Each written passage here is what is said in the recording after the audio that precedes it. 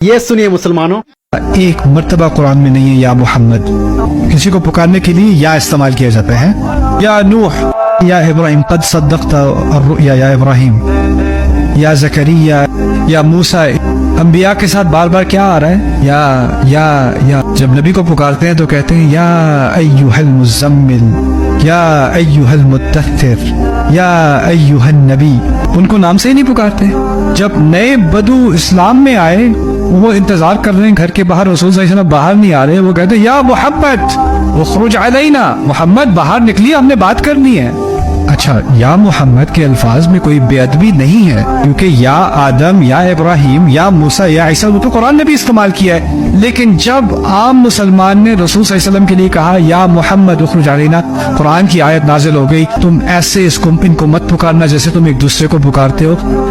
ایسا کیا تو تمہارے سارے اعمال ہبط کر لیے جائیں گے اور تمہیں پتہ بھی نہیں چلے گا.